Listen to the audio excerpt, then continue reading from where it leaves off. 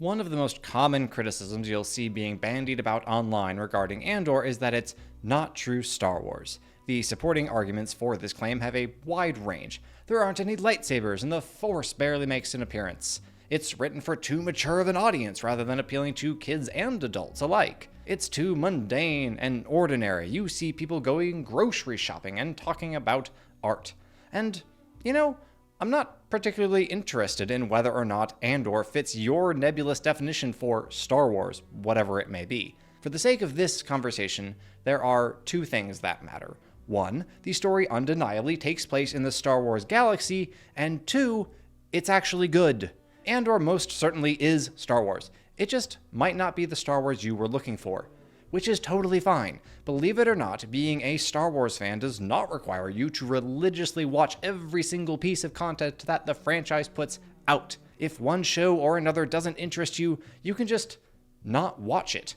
And you can even not have an opinion on it. Amazing, I know, but hey, maybe you did watch Andor and you didn't like it. Okay, great. Congratulations, you probably just don't like character dramas. I would recommend you not watch Better Call Saul or The Wire either. However, if you, like me, thoroughly enjoy such shows, I wholeheartedly suggest you watch both of those and Andor to boot. Is Andor an all-time great, an absolute masterpiece from start to finish? No, not really, but that's not exactly a title that I hand out easily. The list is basically Avatar: The Last Airbender, Band of Brothers, Breaking Bad, and the aforementioned shows. Andor is fundamentally held back by its very nature. It is a show about a character whose great triumph has already been witnessed by the audience. Before even starting the show, the viewers have to know that they won't see the ultimate victory of good over evil, that the conflict introduced in Andor will not come to its conclusion within the bounds of the show. This limitation was self-imposed, by the way. Tony Gilroy was not handed a general idea of a story about Cassian Andor and told to make it work. It largely is his own brainchild. He knew going in what it could and could not be. And, well, he pulled it off. Andor is a complex, layered, smartly written, and deeply introspective show that respects the intelligence of the viewer and is, quite frankly, the best Star Wars story since the original trilogy. Wait, I take that back. Best Star Wars story since 2005, when Republic Commando came out. This is not to say that Andor is a perfect show. Its natural limitation is, in fact, a limitation, one that holds it back from ascending to the heights of A New Hope and Empire Strikes Back. And that's okay. Andor has a narrower focus, and its dedication to it is also, ironically, what enabled it to be so good. But even what it set out to do, Andor did not do perfectly. So let's start with my criticisms of the show before I get to the part where I gush about how good it is. First, one of the other main complaints you will certainly hear is that Andor's pacing is horrifically slow, that it's boring, that nothing happens. And while I would likely disagree on certain individual plot points or episodes that other critics might address as such, I must say that at times the critique did ring true. In the first arc of the second season, for example, Cassian spends pretty much 2 full episodes as the captive of a splintered group of anarchic rebels on Yavin. He can't teach her if he's dead. Everything with you is negative.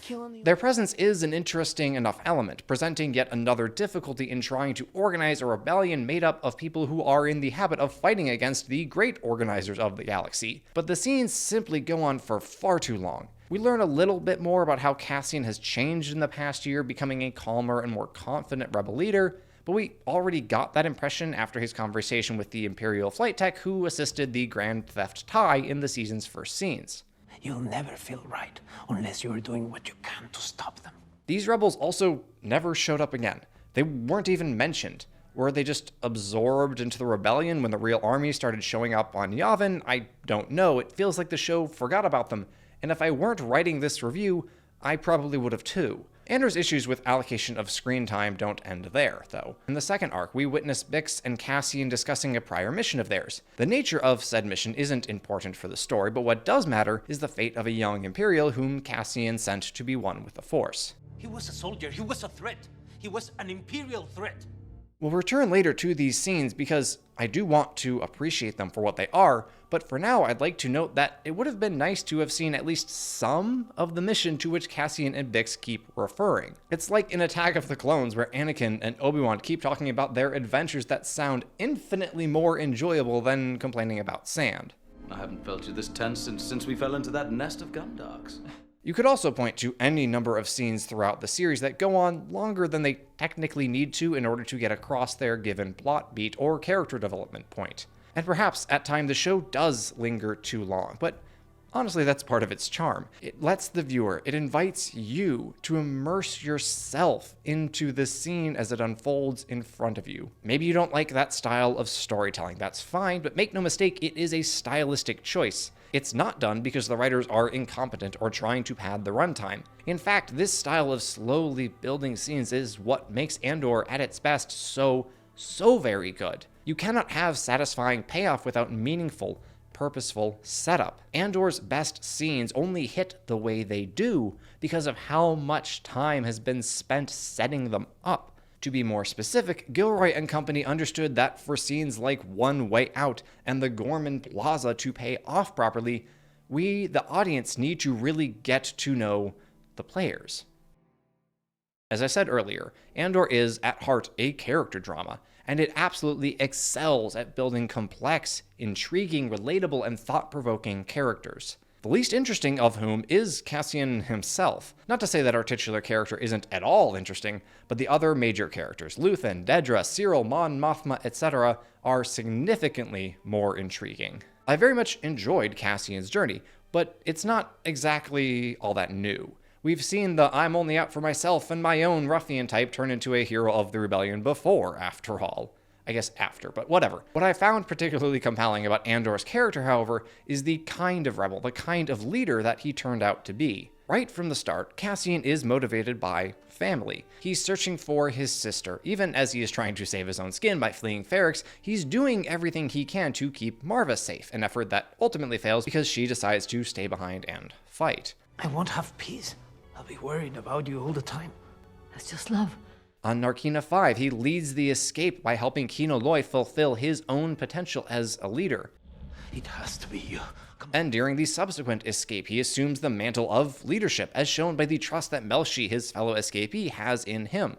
Tell me they're leaving. They're leaving.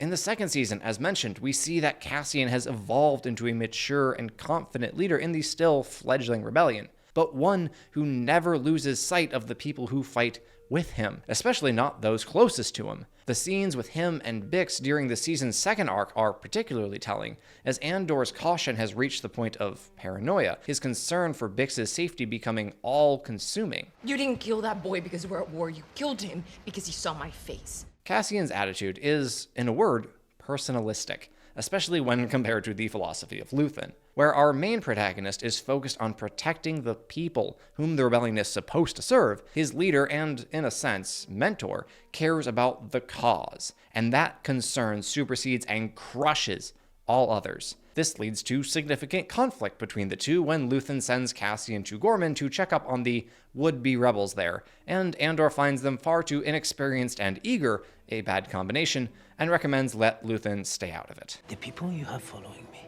they're just drawing attention. Don't get involved.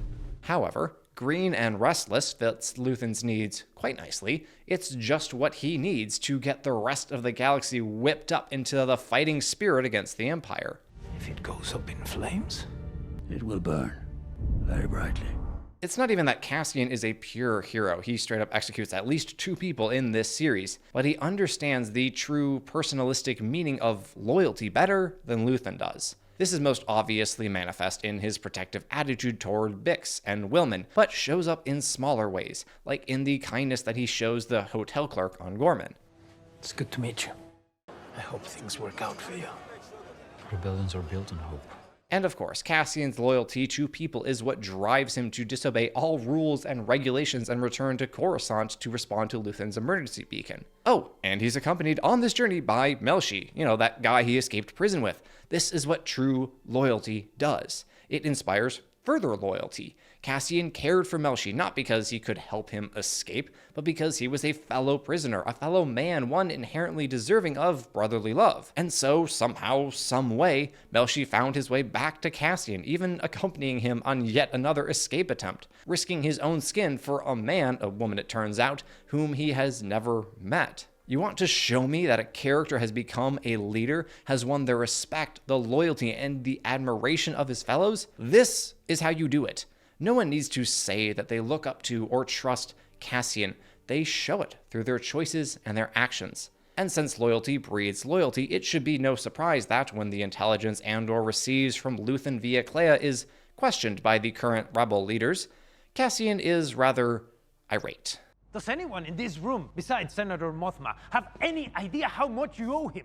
As we noted just a moment ago, these two men did not have the most stable or cordial of relationships. When I say I know Luthen, I mean I know the good and the bad. I honestly expected the finale to end with their conflict coming to a head, and quite likely with Andor killing Luthen when the rebel mastermind went a step too far, which is something he does on a regular basis. But honestly, I liked this better. I appreciated that for all Luthen's flaws, which Cassian absolutely does recognize, and for all their disagreements and conflicts, which were not small in number, our protagonist still recognizes and respects the sacrifices that Luthen made. Relationships are often complex and messy. In today's world, we are eager, often encouraged, to write people off after they say one thing that strikes us the wrong way. But that's just not how human relationships are supposed to work. No matter how much they clashed, Cassian knew that Luthen, above all else, cared about the rebellion, about winning this fight, about overthrowing the Empire. He knew he could trust Luthen when it came to such matters, could trust him totally and completely.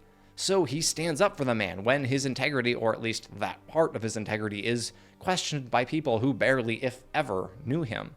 None of that can take away what he did, and how hard it was. It doesn't feel quite right to refer to Luthen as a man of integrity, but that's because, well, he isn't. He himself would admit that fact. I burn my decency for someone else's future. I burn my life to make a sunrise that I know I'll never see. Luthen is a wonderful example of a tragic hero, one whose cause is noble and just, but whose choices in pursuit of that end led him, just as he predicted, to an ignoble end. The tale of Luthen is not, however, a tragedy simply because it ends with him ultimately losing in the cat and mouse game with the ISB. It was destined to be one since the very start, or at least since we met him. Why?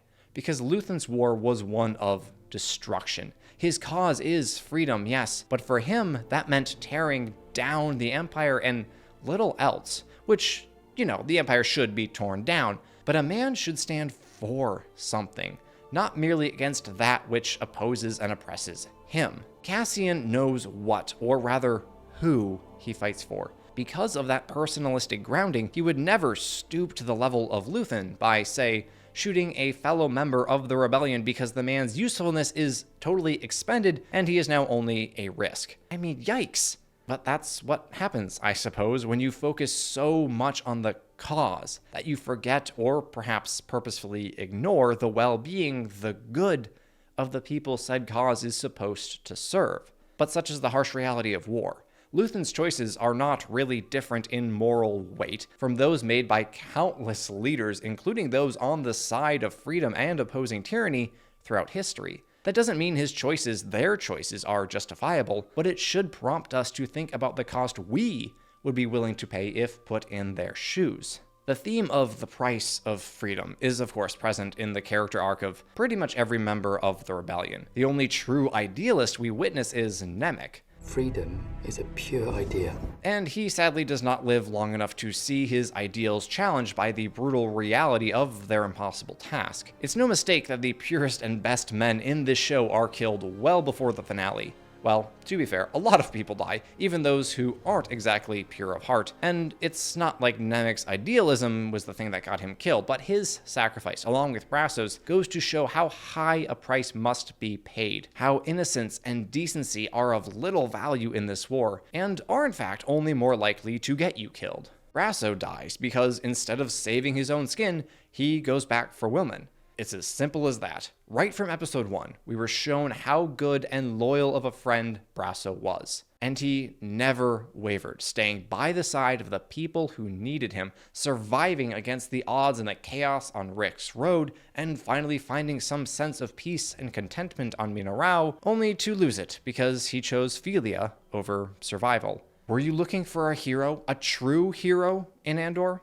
Here he is. He gave his life for his friend. What more can you ask of a man? And yes, I am aware that his sacrifice was in vain, that he didn't save Will, that Will was not in fact in any real danger because he was hiding in the grain field with his girlfriend when the Imperials showed up. But it does not matter. What matters is the choice Brasso made. We should all be so lucky to have a friend willing to make that same choice for us. The other consequence of Brasso choosing to go after Willman is, of course, this rather grim scene, which I have already discussed in depth in this video, and if you want to know my thoughts on it, well, you can find them there. As I predicted in that video, this incident would serve as the catalyst for Bix becoming a full-fledged rebel. Now, we don't actually see Bix partaking in much rebellious activity aside from her getting revenge against Dr. Gorst and his machine of emotional trauma, which is a point against the show, as I've said already. Instead, what we see is largely how Bix reacts to and copes with her new reality. And yeah, she's not doing great. Bix, wake up! Wasn't much of a soldier, was he? They'll never find his body. She's had a bit of a rough go, to say the least, but I love that her uncontrollable mental fragility is paired with her conscious choice to put on a brave face and soldier forward. Incredible, I know. Vulnerability, nuance, complexity, and agency in a female character in a Disney show in 2025. Truly amazing. But of course, Bix, once the sun rises, tells her nightmares to go to hell and insists to both Cassian and Luthen that she can handle the fight. What better way to reject the power that your trauma has over you than to go after the very organization responsible for it? Now, Bix, thankfully, is not at Luthen's level of total and complete dedication to the cause, but she definitely holds it up as a higher good than Cassian does. But if I'm giving up everything, I want to win. I really loved these scenes with her and Cassian, with him trying desperately to keep her safe after failing to do so twice because he was, on a different planet at the time.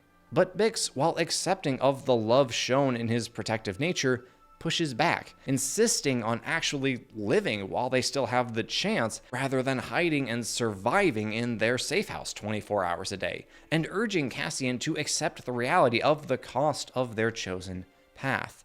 But if it's a war, it's not up to us what we save, what we lose. Once again, the theme of the price of freedom emerges. Cassian, being the noble, if imperfect man that he is, does not want others to have to pay that price, especially not those whom he loves. But Bix is, well, more realistic about the cost. In a way, this frees her. She is the one, for example, who suggests they go to a certain market, even though they've already been there a month ago. Okay, Cassian is definitely being a bit paranoid. I see her point. Are those musky peppers? Extra hot. My husband wants a taste.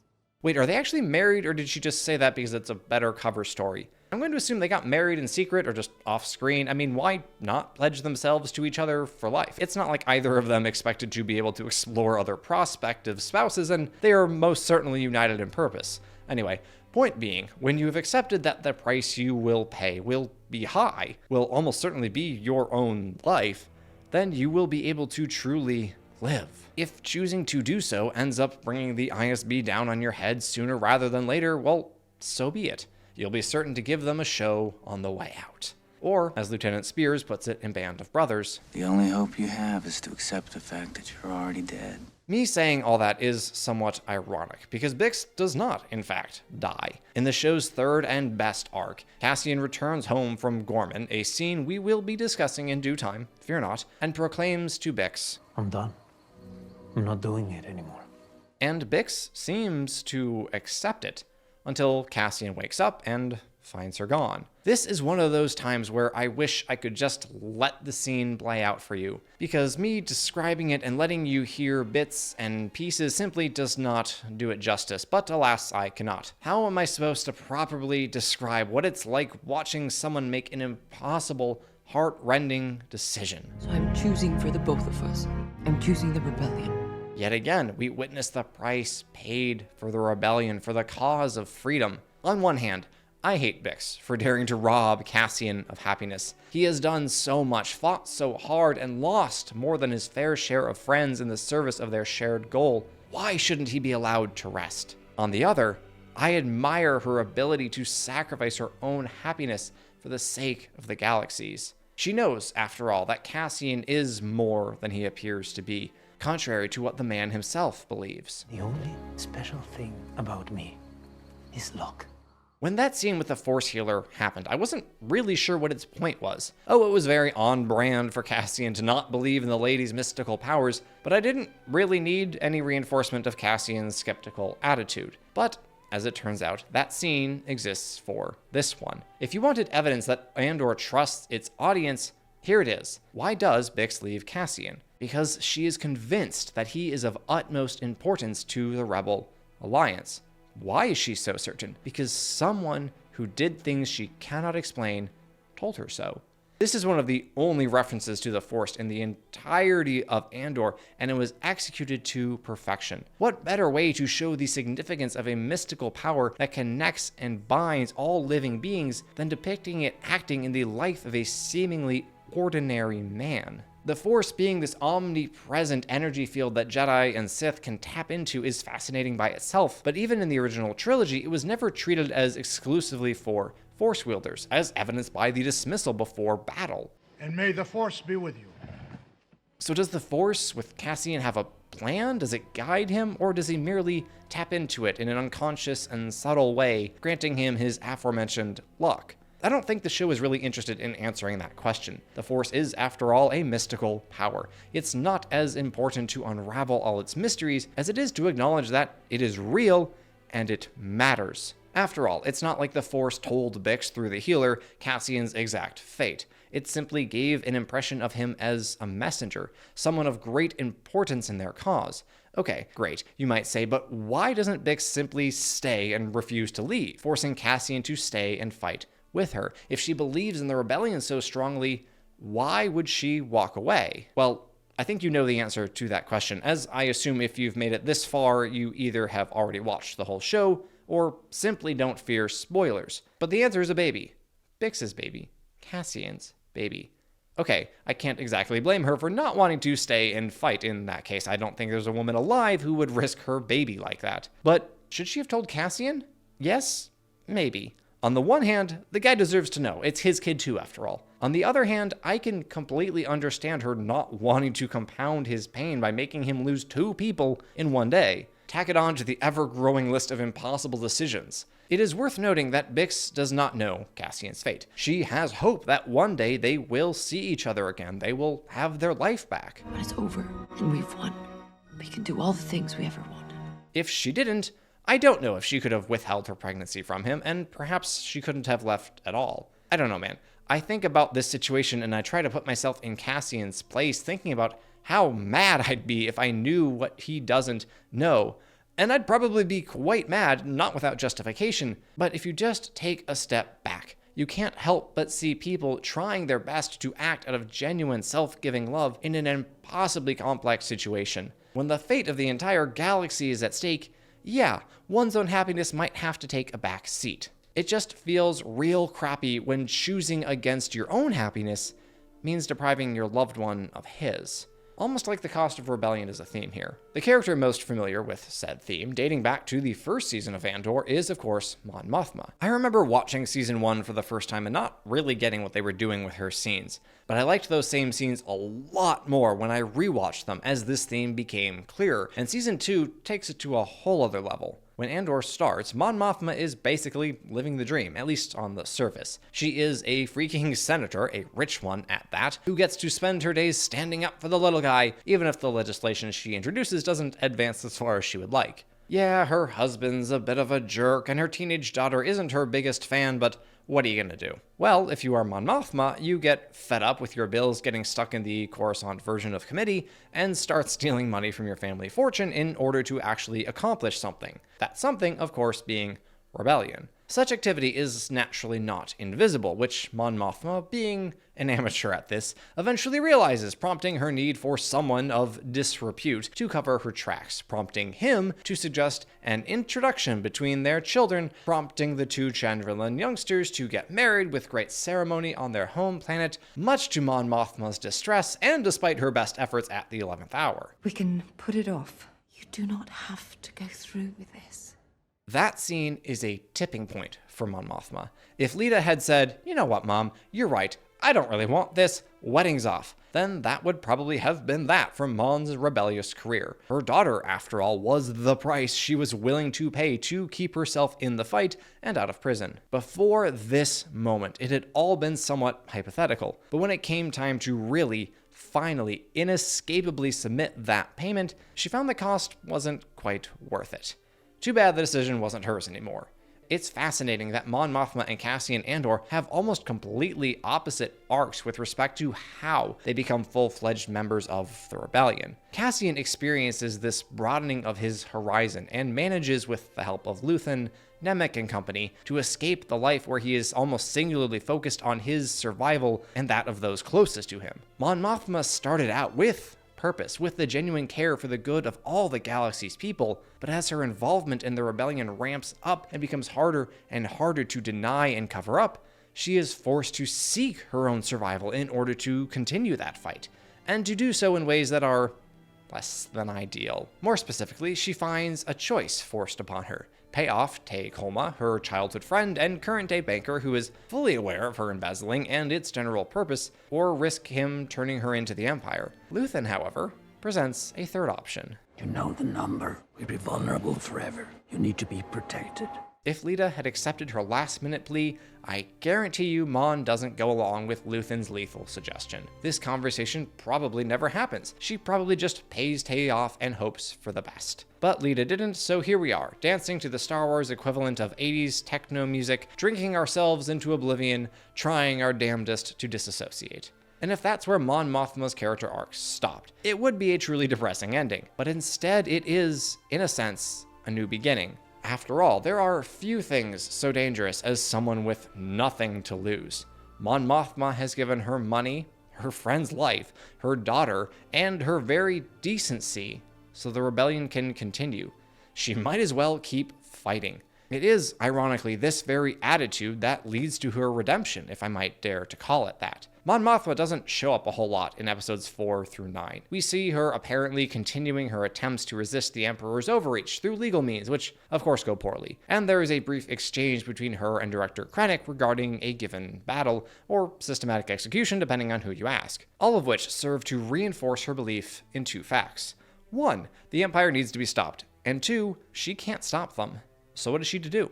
Well, to put it simply, she is going to do what she can. Throughout the series thus far, what Mon Mothma has actually done for the rebellion is pretty much entirely unknown. She has funded Luthen's activities, apparently, but goodness knows what those were. Clearly, Mon believed them to be important enough to sacrifice for, but now she finds herself with nothing left to give and no one whom she can trust. That latter realization happens after Luthen admits to employing her aid for some time, leading Mon to say screw this to all the subterfuge and manipulation and prepare to lay all her cards face up on the table. The speech itself is something wonderful, a monologue full of timeless wisdom about how evil will always seek to twist truth to its own ends, a truth that itself reaches back to the Garden of Eden. But I'm not so much interested in dissecting Senator Mothma's words as I am in asking why she bothers making the speech at all. Does she think it will spur her fellow senators to action against Emperor Palpatine's overreach?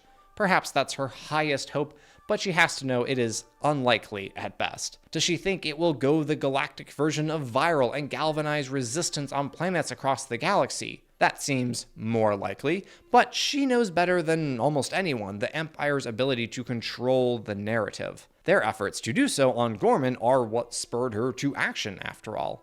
No, ultimately, Mon Mothma gives that speech because someone had to say it. Someone had to step up. That is why this is her redemption. For the past 2 seasons, we have watched her do what is necessary, but now she finally decides to do what is right, because it is right. She puts aside the subterfuge, tears off the mask, and declares boldly, "This is who I am, this is what I believe, come and claim me if you can."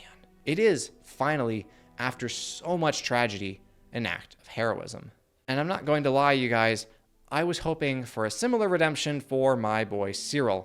I wanted him to realize the true depth of the Empire's depravity and change sides so badly, and, well, I got half my wish granted. Siril Karn is the absolute best character in this entire show. You cannot convince me differently. Dedra gives him a run for his money, but Siril is simply too good. How can you not love the scenes with him and his mother? Since when are you drinking spiced tea? When? I know I've pointed this out in a previous video, but his "oh my gosh mom, shut up already" face is just the best thing. Until you see him flopped on the bed in boneless despair because Edie will not stop being Edie, that is. No wonder he runs off to Gorman. I mean, yeah, there's the whole rebel group that he's trying to worm his way into, or rather that he's trying to get to notice him as a potential ally or just a source of information, but I'm sure getting out of earshot of his mother slamming her spoon into her plate was a bonus too.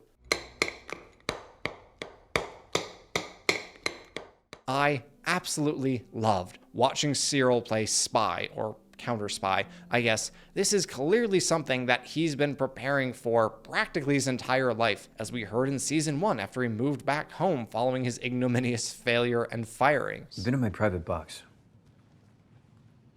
I have ways of knowing. And I have to give major props to Kyle Soller for his portrayal of Siril. His look of restrained jubilation as he relays to Dedra the news of his surveillance by the Gore rebels is just incredible acting. Look at this. The way he has to smother a smile by forcing the corners of his mouth downward is just fantastic. I absolutely love that Siril has this almost childlike enthusiasm for his new job. I mean, this is what he has wanted from the very moment we met him. In his first scene, Siril shows us through his words, his action, his posture, and even his attention to detail in his uniform that he seeks purpose, that he believes in order and justice and is willing to make great personal sacrifices in pursuit of those goals, which are in fact noble and good ends. The problem is, of course, that the organization largely responsible for ensuring order throughout the galaxy is the Third Galactic Reich, and at the moment, Siril is serving as their would-be spy in the Gorman resistance. I mean, yeah, no accident that the actors for the Gore are all French, and their made-up language is spoken with French intonation. Star Wars has never exactly been subtle about who the Empire is supposed to represent, after all. But Siril, seeing things from the ground level, and being a character of the Star Wars universe and not a person in our own galaxy, of course doesn't see that. All he knows, because he has been told it, is that the mild unrest on Gorman might be a magnet for outside agitators who the Empire is really concerned with cornering. And he absolutely loves being a part of this mission. The scene where he has to act all indignant that the ISB raiding his office is once again brilliant acting, as Soller, as Siril, completely overacts at this egregious offense that he totally didn't know was coming, and definitely wasn't a show put on for the benefit of the Gorman front, who have now begun to trust Siril and believe they have a friend with access to inside information. A development that leads to Siril getting to step inside ISB headquarters and brief Major Partacast himself on the situation, explaining that the rebels are ready to act based on the information that he has been feeding them. How often those attributes align? Lines like that are why I adore Andor's writing. The subtle jab at Siril from Major Partagast isn't even particularly mean-spirited, but rather it gets at the ISB officer's motivation to have Siril involved in this operation at all. The less experienced he is, the more eager Siril will be to prove himself in the field, meaning he will be a decidedly obedient operative because he really wants to please Partagast, which the Major knows. Excellent work, Siril. Leading to one of the absolute best lines in the whole show. If I say this is the greatest day of my life, does it spoil everything? Siril just wants to be a part of something. He wants to have meaning and purpose. What man doesn't? Put yourself in Siril's shoes. You solved a double homicide despite your superior trying to talk you out of it, so he could juke the stats and look good in front of his superiors. You failed to apprehend the subject due to a lack of Imperial support and your own incompetence in the field, but that's not really important right now. You finally, despite being stripped of rank, privilege, and purpose, get a lead on said murderer and suddenly find yourself thrust into the middle of a riot that is started by an old woman's ghost spewing anti-imperial rhetoric and urging the local populace to violence, and which turns deadly once one member of said populace throws an improvised explosive into imperial ranks. How do you come out of all of that with any conclusion other than rebel groups are dangerous and ought to be stopped before they can foment any more violence and death? How could you possibly see that the Empire really are the bad guys here? Siril doesn't witness Bix being tortured or Salman Pak being hung. He isn't privy to the conversations within the ISB that make clear the Empire's disregard of the value of the individual and its willingness to subjugate and destroy whatever is in their way. This is important. One might be tempted to write off a character like Siril Karn right from the start because he is working, or at least wants to work, for the evil Galactic Empire. That would be a tremendous mistake. For one thing, because redemption is a real possibility. It's not a path that will necessarily work for every character in a fictional story. We do need some unrepentant villains after all, but it's crucial that we refuse to stick people, even fictional ones, with permanent and irrevocable labels. And for another, we should be willing and able to put ourselves in the character's place, to ask what we would think, how we would choose to act if we had their life experience. I see a lot of myself in Siril. I share his desire for lawful order and justice, his pursuit of meaning and purpose, his aspiration to serve a cause greater than himself. And I would like to think that I too would start to ask questions when the narrative starts to change. To briefly summarize the problem, Siril has, as of yet, uncovered no evidence of outside agitators, of dangerous actors who would fan the spark of Gorman resistance into full-on rebellion. Then, a bombing at the Imperial Naval Depot happens, and is widely blamed on the resistance by the media, even on the infamous outside agitators, a story Dedra repeats for him, but he believes to be Bantha Poodoo. My sources say this is nonsense. Despite his persistence in asking for answers and trying to get the evidence that would supposedly prove the very thing he came to Gorman to find, Siril is stonewalled, told by Dedra to go home, pack, and get ready to return to Coruscant with honor and wealth. For what? What have we accomplished? I cannot emphasize enough how much that line matters. Siril didn't get into law enforcement because he saw it as a safe career path, or because he wanted to exercise power and authority. He joined up because he wanted to serve. He wanted to make a difference. That's what he thought he was doing here on Gorman, participating in, leading, really, an effort to flush out dangerous elements who were making the galaxy more dangerous for everyone. Then, all of a sudden, he finds that mission, that purpose, stripped away, tossed aside as meaningless, but he is being given an attaboy and the promise of riches and status anyway. But Siril never really cared about those things, at least not beyond the ability they lent him to be effective at his job. He simply wanted to believe in something worth believing in. What is a man to do when he discovers that his cause might not be as noble and just as he thought? Well, as we see when Siril confronts Carol Rylance, the leader of the Gorman Front, the first step is usually denial. It's a rumor! Are you mad? Admitting the truth about himself, that he has in fact been used for a dastardly, devious, and destructive purpose, is a little bit beyond Siril at that moment, which is completely understandable. Our first instinct when accused is to go on the defensive, but when given a moment to think and the chance to observe the impending disaster well before it turns violent, Siril turns from accused to accuser, confronting Dedra in one of Andor's absolute best scenes. And again, I wish I could show it all in one go, but we'll just have to make do with a few of the best lines. How long have you known about all this? How long? The mere fact that Siril feels confident enough to yell at Dedra, whom he has admired from the moment they met, who absolutely loomed over him in their conversations back in Season 1, and who is responsible for practically all his career success, is remarkably telling. Not only does it make quite obvious Siril's state of distress, it also is indicative of just how unconfident Dedra is right now.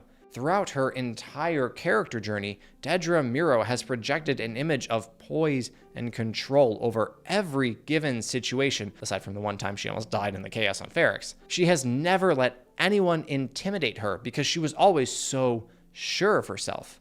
Now, she is anything but. What are we doing here? Following orders. That sounds familiar. Where have I heard that before? Oh well, anyway, Siril kinda, sortally, totally loses his cool. You tell me it's a rumor, and I will throw you out that window. Unsurprisingly, this prompts Dedra to tell him the full truth, that she knows anyway, leaving Siril stunned and aghast at the gravity of the situation which he was instrumental in creating. It really is his "Are we the baddies?" moment, but done in all seriousness, and the audience can feel the weight of his choices slamming into Siril's conscience. Dedra, of course, tries to cajole him. We're going home, Siril. We're going home as heroes. and when that doesn't work, switches tactics. You didn't seem to mind the promotions. Implying that he is now a part of this whether he likes it or not, so it'd be best if he just accept the reality of the situation and make the best of it. Which is, after all, what she has chosen to do. Now, I'm not going to spend a lot of time talking about Dedra, mostly because I already made a lengthy video dedicated to her portrayal in Season 1, but her arc in this season certainly merits some discussion before we finish our examination of Siril. Dedra starts out just as competent and confident as we are used to seeing her, getting introduced to the Gorman Project by Director Krennic and quickly coming up with a plan that will accomplish his goals. But her truly captivating scenes in the first arc are the ones with Siril's mother. A young, delicate boy with only a mother's love and determination. I love how Dedra refuses to be left hanging. If he doesn't want to shake hands, fine, whatever, we'll simply drop it and never bring it up. Siril would have brought it up, you know he would have. Otherwise, this visit serves as much needed comic relief in the midst of some rather bleak and depressing scenes, but not without some important backstory. I was raised in an Imperial kinderblock. Okay, so we're really saying the Empire is the Third Galactic Reich, huh? Again, that's the one bit of political allegory that Star Wars has never been shy about. But more importantly, this entirely unsurprising revelation about Dedra's past reveals a lot about why she is the way she is today. Kids who grow up without a mother or a father struggle mightily enough. Case in point, Siril. Those who grow up without both can consider themselves supremely fortunate if they do not end up as sociopaths. And Dedra is not supremely fortunate. Siril appears to be the first person in her entire life with whom she has shared a real, authentic, personalistic relationship. I wasn't really sure about the nature of their entanglement at first. I wondered if they simply found each other mutually beneficial for their careers, but then Dedra turned the screws on Edie after Siril went to flop on his bed. Seriously, I love that moment so much. And I realized, oh, she really does love him. You want Siril in your life, you will think before you speak. You can spare me the Uncle Harlow testimonials. It's obviously a deeply flawed and imperfect love, which we should expect from someone who was raised by the Empire, but I absolutely love that they included this relationship. I wasn't sure where they were going to go with Dedra's character. Her treatment of Salman Pak and Bix, that is her having them tortured until they were practically catatonic, showed her to be someone who doesn't really ascribe any inherent value to human life, which is the attitude that allows people to reach the heights of villainy. But then the show drops her a boyfriend, I assume they never actually label it, which is probably for the best, and we see that this apparent monster is in fact capable of love, of caring for, perhaps even sacrificing for the good of another person. In the prior season, all Dedra wanted was to win. Hunting Luthen, aka Axis, came about because she believed him to be the most important figure in the burgeoning rebellion, and she wanted to take him down. Plain as that. We get no sense that Dedra has performed any moral weighing of the two sides. She is on one side, and that is enough reason for her to pursue its victory with exactness and dedication. Now, however, things are different. Because, to be incredibly corny about it, Dedra has found love. And it turns out that the most fundamental and yet sublime of human emotions really can change a person. Dedra is no longer obsessed with tracking down Axis with the mission that was entrusted singularly to her. She is part of a we now. We'll be out of here soon. We'll be back in Coruscant. And she will do whatever she must to preserve that relationship. This is what I love about good stories such as Andor. They touch upon these foundational truths about human nature. Man is a relational creature without others, spouses, friends, etc., with whom we can share a bond of trust and mutual selfless love. We risk becoming jaded, selfish, and lost, willing to grab onto any purpose as long as it gives us a sense of meaning and belonging. That was Dedra. That was Siril. To an extent, that was Cassian. Why else would he risk his neck on Aldhani? A few credits? Yeah, right. Point being, her relationship with Siril gave Dedra something else, someone else, to fight for. That is a good base for a redemption arc, or it would be if the Foundation weren't rotten, or at least some load-bearing beams are. Hard to judge the start of their relationship as we didn't see it, but within a year or so, the rot sets in as Dedra chose to withhold the true nature of the Gorman mission from Siril, and instead fed him the lies about outside agitators. Why? Because she was ordered by Director Krennic not to talk about the Calcite to anyone outside their little room of conspirators. And good soldiers follow orders. Clearly, Dedra miscalculated Siril. She was so used to interacting with, well, everyone else within the ISB, who of course wouldn't dream of questioning mission directives, that she couldn't imagine Siril would have a problem with it, which of course he does. It's horrifying. They're destroying an entire planet to get a bunch of rocks. It's not a rock. This is a mineral for like the 10th time. Putting Siril in the middle of all this was genius, as it shows just how coldly and brutally detached from all sense of value for human life one has to be in order to carry out the Emperor's edicts.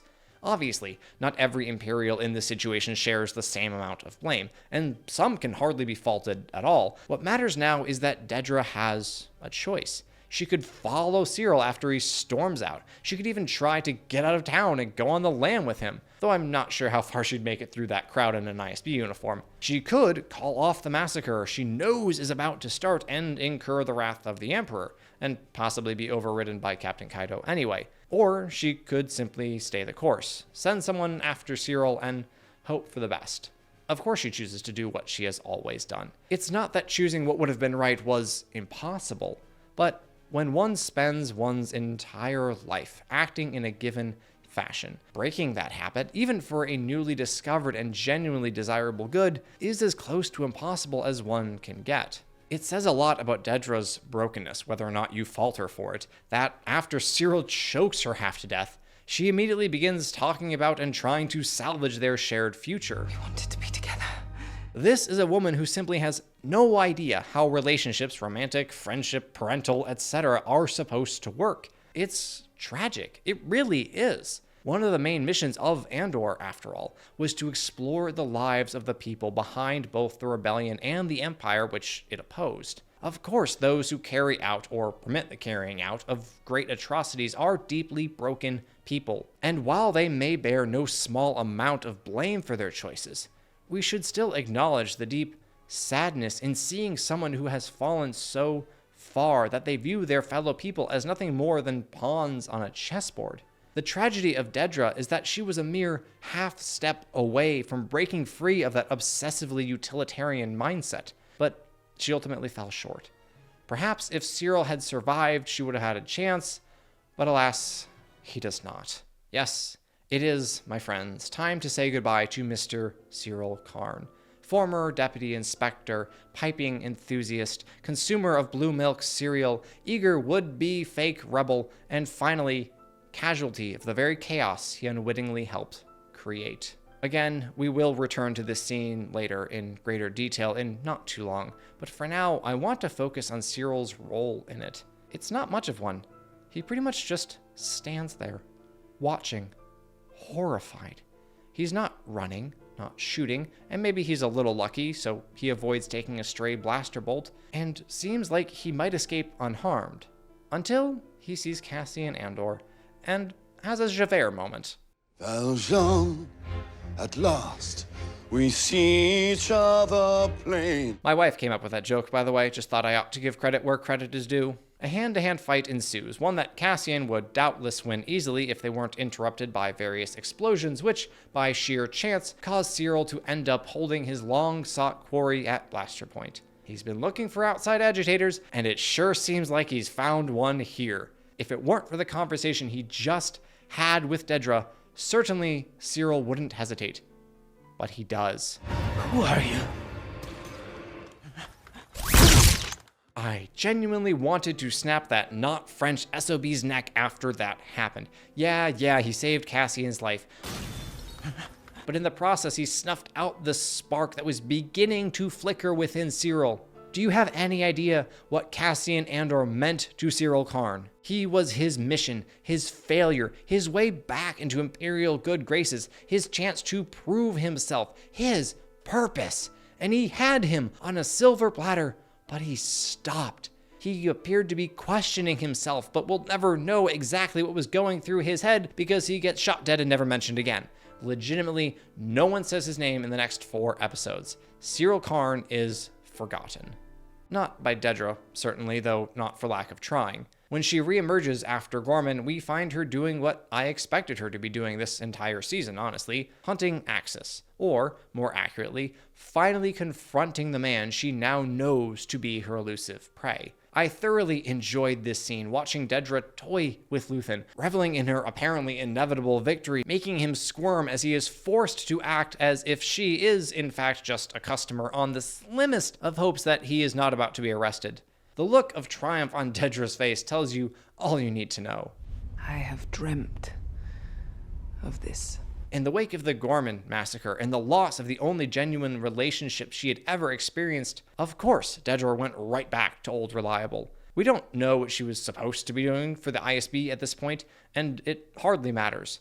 When one purpose was taken from her, she reverted to her old one. She pursued it relentlessly and recklessly, a choice that ultimately cost her dearly. The ISB was willing to put up with her shunting intra-departmental regulations and refusing to play office politics because she got results.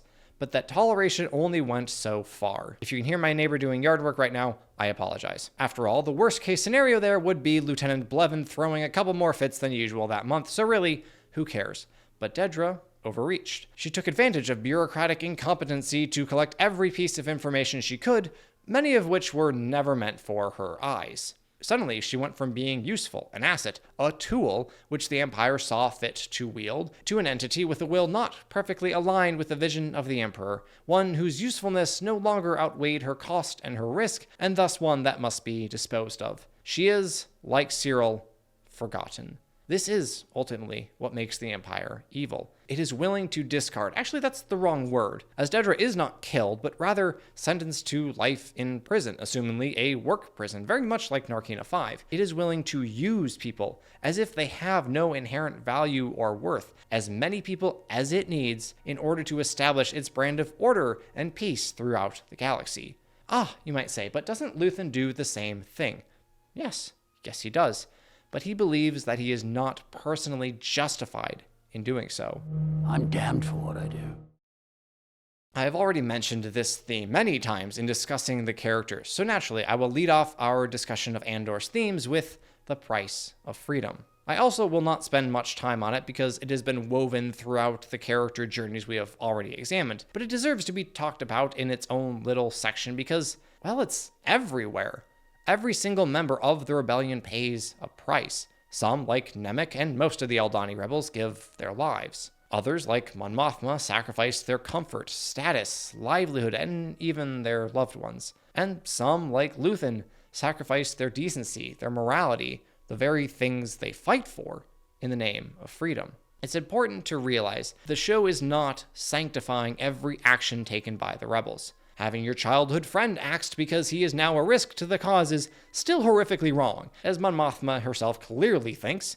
Instead, it is showing us characters who feel there is no way forward other than to give up their own personal goodness. They make choices that they objectively should not make because they think they have to, because otherwise they risk losing, and that is one thing they cannot endure. This is obviously not ideal, but it's hard to argue against it being real. Pick a war, any war throughout history, and I doubt you could find one, even one in which there is a clear good and bad side, where the good guys always act in morally upright ways. If you're going to accuse Andor of being not Star Wars, then this is the point you would have to hammer. Star Wars, you might say, is supposed to be about the struggle between good and evil, and our heroes should be purer than this, should never gain advantages as Luthen and company certainly do by acting in morally suspect ways. And I would agree that Andor doesn't fit well in this fantasy world if that fantasy world were Middle-earth, where using the tools of your enemy to defeat them is the exact thing you must not do, or else you will bring down certain ruin on all that you hold dear. But Star Wars is not Lord of the Rings. It is a much more expansive myth, and its creator has stressed the importance of expanding the world of Star Wars with every new story. His complaint about The Force Awakens, after all, was that it did absolutely nothing new and was, in fact, entirely derivative of its predecessor from 1977. I would argue that in order to truly continue expanding Star Wars, you have to do more than introduce new technologies, warrior classes, societies, and planets. You have to bring in new themes and ideas for your audience to ponder. The cost of freedom, the exceedingly high personal cost, is one that this new expansion of Star Wars explores beautifully. The other entirely new theme for this universe is yet another drawn from human history, the banality of evil. Most of the Imperial Security Bureau are just people doing their jobs. They aren't maniacal villains who revel in destroying everything that is good and beautiful. They just want to do what is asked of them by their boss. We are healthcare providers. We treat sickness. We identify symptoms. The evil in Andor is largely passionless and remote. One of the highest-ranking ISB officers, Major Partagast, is almost never seen outside his own building. He knows what is happening and what is planned for Gorman, but those events are half a galaxy away. If we can distance ourselves from a problem and reduce it down to what is essentially a math equation, it becomes so easy to justify acting in ways that are morally abhorrent, simply because we are removed from any kind of consequence, even if that consequence is just seeing what's happening. Dedra or Siril could certainly be held up as an example of this theme, but I really think Partagast fits the bill best because of that fact, because he never sees anything up close. Dedra got her hands dirty in the first season on Ferrix. Her scene with Bix is an incredible depiction of the harms caused by this impersonal view of the world. Her prisoner isn't a person, but rather a fruit to be squeezed. Her humanity only matters because it can be manipulated. Siril, when faced with the consequences of his own participation in the Empire's evil, made the opposite choice and fled. But Partagast was never faced with such a crossroads. He could simply go on doing his job one day after the other, managing, directing, providing guidance and sarcasm as needed. Are you being intentionally vague?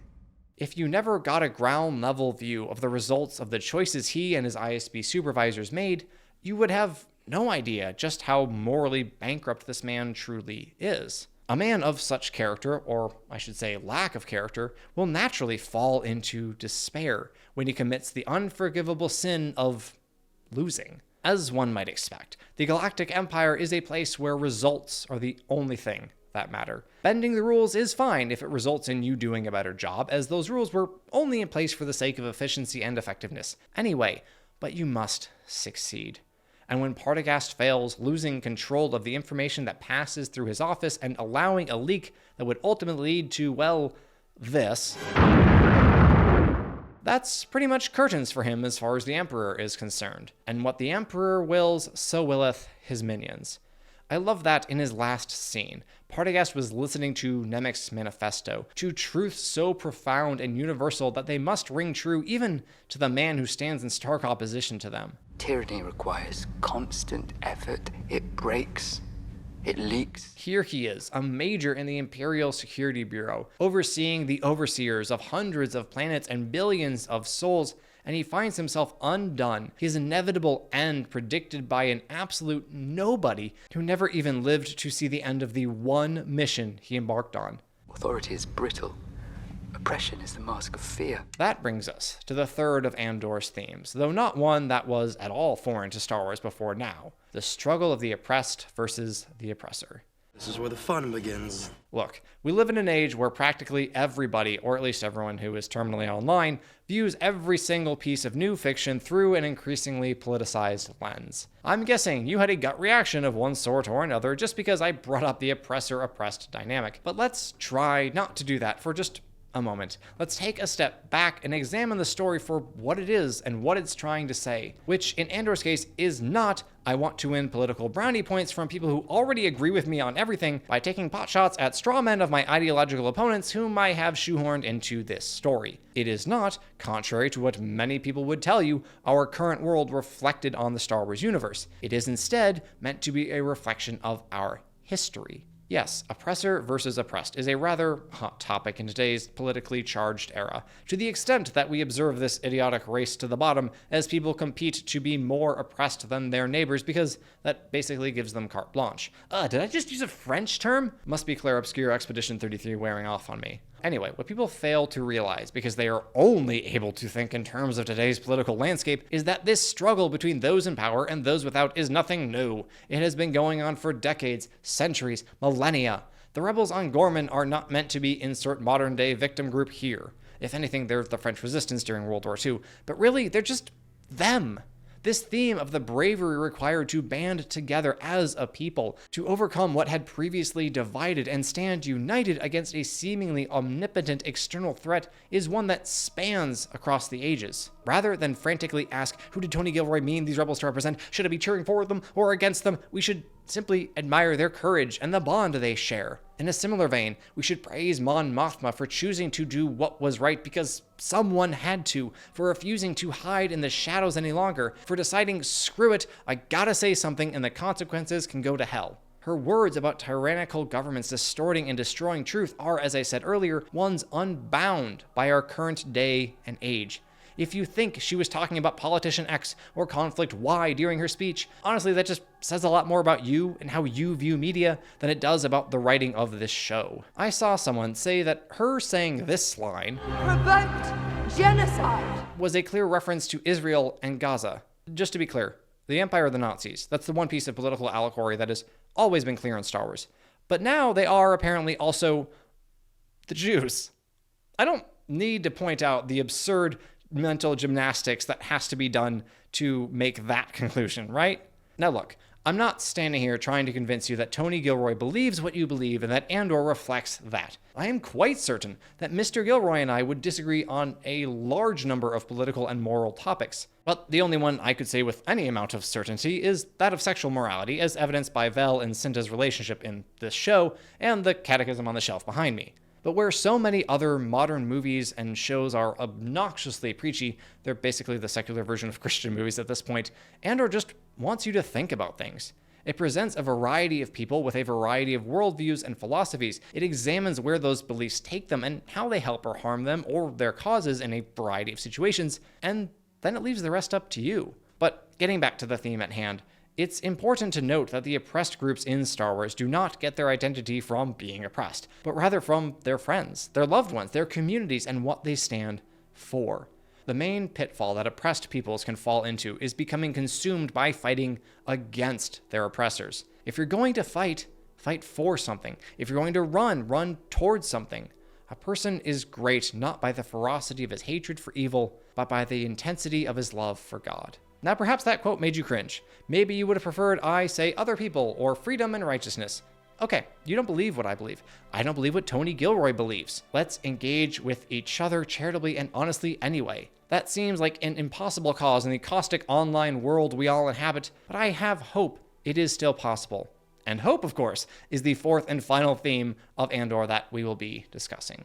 As we've noted earlier, Andor does not end with a glorious victory, because that triumph takes place in another story, or rather the continuation of this story. Without that triumph, Andor would be an incredibly grim piece of media indeed, but we cannot help but view it through the lens of Rogue One, and through the victories that it would lead to. We know what these characters are working toward. We have already witnessed the ultimate triumph they will contribute to, even if they have absolutely no clue about it themselves. All they know is that evil has descended upon them, and they must choose to fight back, to find something worth fighting for and hold on to it no matter the odds or the consequences. See, there are whole armies, battalions that have no idea that they've already enlisted in the cause. Why? Well, for one, because resisting the iron grip of the Empire is simply the right thing to do. But a truly hopeless fight is not one we should take on. It is not, in fact, a good thing to throw your life away, even if your motivations are pure. There exists a large gap, however, between a truly hopeless fight and one that is only seemingly hopeless. There's a big difference between mostly dead and all dead. It's hard to say exactly how a man would know that his fight is indeed hopeless, beyond any shadow of a doubt. But I know this. As long as there remains any flicker, any spark of hope, even the slightest chance that your righteous cause might still triumph, then the fight should and must continue. It is easy to despair, to deem a cause lost. In such times, we, and the characters in Andor, would do well to think on the professor's words. No man can estimate what is really happening at the present subspecie aeternitatis. All we do know, and that to a large extent by direct experience, is that evil labors with vast power and perpetual success in vain, preparing always only the soil for unexpected good to sprout in. Hope for the rebellion was not mere optimism, was not a belief that they would win if they just tried hard enough. Instead, it was a steadfast faith and assurance that the fight was worth fighting. This is what makes Andor truly Star Wars. Underneath all the morally dubious tactics of Luthen, the personal costs paid by Mon Mothma, and the mundanities and ordinariness of the show's cast of characters, lies this fundamental virtue of hope that, in the end, good will triumph over evil. It's really that simple. Now, Andor portrays this theme in a generally less mystical way than the original trilogy. Aside from the one scene with the Force Healer, we don't get any sense that the actions of the various rebels are guided and directed in any way, but they are. This scene makes it clear that Tony Gilroy and company understood Star Wars is not just a story about the pluckiness of the little guy. It is genuinely spiritual, relying on an unseen and largely intangible something that has a plan, if not one that is explicitly laid out in writing. The Force seeks balance, we all know this, and Andor shows a vision of how it works unnoticed and invisible in the lives of ordinary men and women. That's awesome! That is innovative and inventive in the way Star Wars is meant to be. So no, there are no Jedi, no lightsabers, no space monsters, and shockingly little action for a story about war, but the way Andor shows the impact that hope held by normal people can have is nothing short of profound. However, don't let me fool you into thinking that Andor lacks meaningful action, though I do wish it would have a bit more. I would have loved to see the actual setup and execution beyond Lonnie getting intel, which she obviously then passed along, of Cassian and Bix's infiltration of Dr. Gorst's facility, instead of simply seeing them in the final stage of that mission. Action doesn't have to be blaster bolts flying everywhere. A good stealth sequence would fit the bill just fine. However, when the action does come, it is absolutely worth the wait. Shows that spam fight scenes every 20 seconds because they feel like they have to in order to keep audience attentions almost never have good ones. The battles will all feel lame, the same, lacking any weight or meaning. See practically every action scene in Obi-Wan Kenobi, but I've already given that show its full dressing down. When blasters leave their holsters in Andor, it means something. This show is able to create the feelings of tension we should experience whenever there exists the possibility for loss of life, even if there are literally no enemies on the field, as was the case in the Gorman Front's robbery of the Imperial transport, a scene that ended in Cinta's death simply because one of the rebels was inexperienced, raw, and disobeyed Vel's order to leave his blaster at home. The raid on the safe house in the final arc, the last action scene in the whole show, is a perfect example of doing a lot with very little. On one side is a small ISB SWAT team, and on the other, Cassian, Clea, and Melshi, who for most of the scene have absolutely no idea that they're about to get shot at. The show doesn't rush to the firefight, it lets the tension build slowly until finally unleashing the action, as well as our hero's fourth participant in K2SO, which was just perfect. Are you with us? No. This was an immensely satisfying scene. For one thing, it emphasized just how weak Cassian Andor really is. He is, after all, just one man with a blaster. Faced with two men with blasters and lacking the element of surprise, he will likely lose. That's okay. In fact, that's great. It gives this scene the weight and tension it should have, because we know he can't just waltz out of there with ease. He has to be rescued by a snarky droid instead, a droid whose near invulnerability to blaster fire has been well established by the scene, which I have saved until this moment because it is so very good.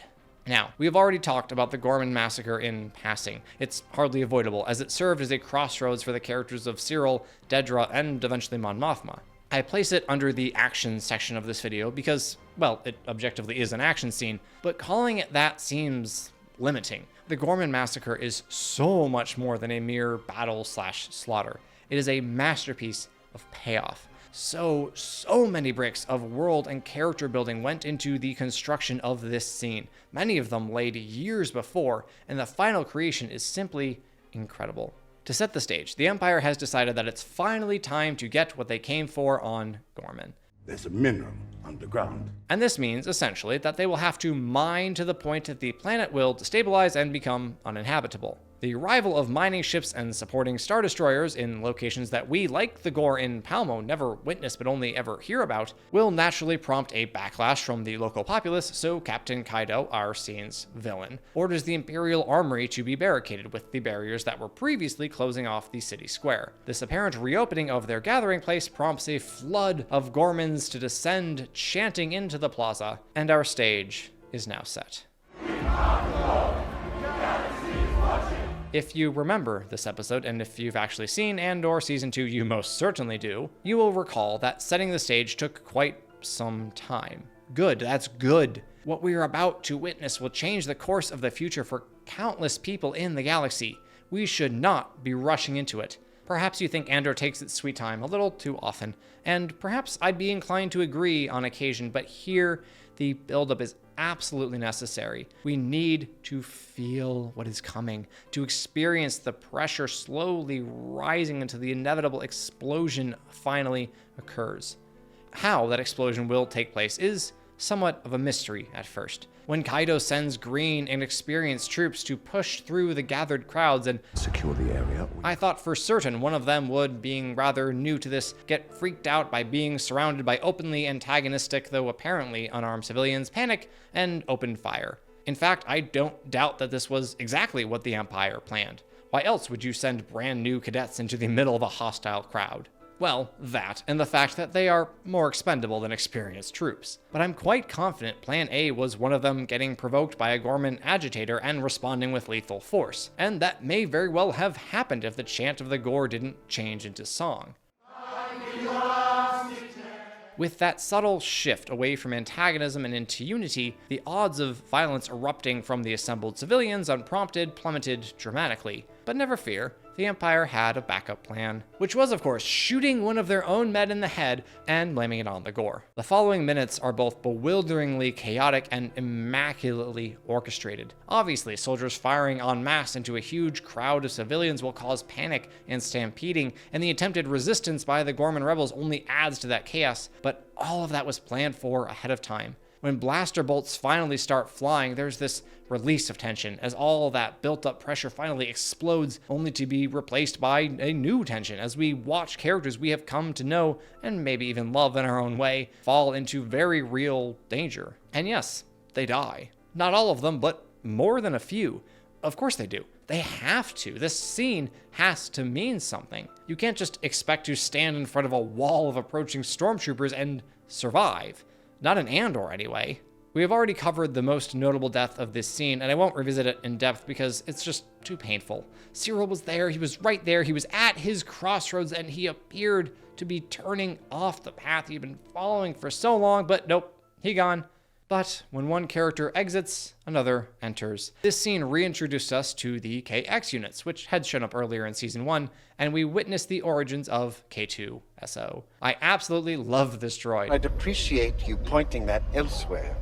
I have since Rogue One, and he was perfectly used here. He does need to be used somewhat sparingly, but his blunt comedic style fits Andor's tone to a T, and I personally can't get enough of him. As I said a few minutes ago, him coming in and disrupting the ISB's raid was a thing of sheer beauty. That scene, as it turns out, would be the last big dramatic moments of the show. After that, it's really just a gentle ride down to the finish. In fact, the rest of the last episode of Andor doesn't really feel like a finale, because it isn't.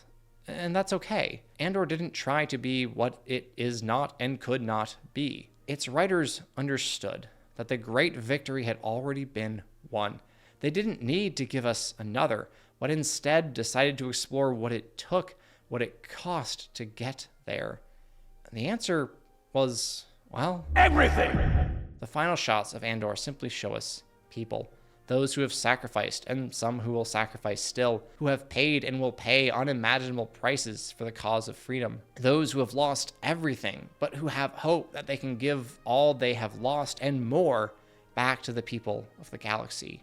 So maybe Andor was not the Star Wars you were looking for, but it did what Star Wars is supposed to do. It expanded, explored, evolved, changed, and invented. Star Wars is not supposed to be familiar. It ought to be new, to surprise and shock, even in seemingly mundane and ordinary ways. The fact that Andor could do all those things within the limited bounds of its story is nothing short of incredible. And those are my thoughts on Andor Season 2. Even now, over an hour later, I can easily think of scenes and minor characters I wish I could have found space in the script for, but if I try to cram every single story beat into this video, it would simply never get made. So, I'm sure I have failed to talk about something that you found highly moving. Please let me know what that was. If you've made it all this way and haven't liked the video yet, I would kindly ask that you do so, as it really does help out. If you haven't seen my other videos on Andor as of yet, don't worry, I've got you. But regardless, thank you so much for watching. God bless, have a great day, and I will see you in the next one. I bumped my mic.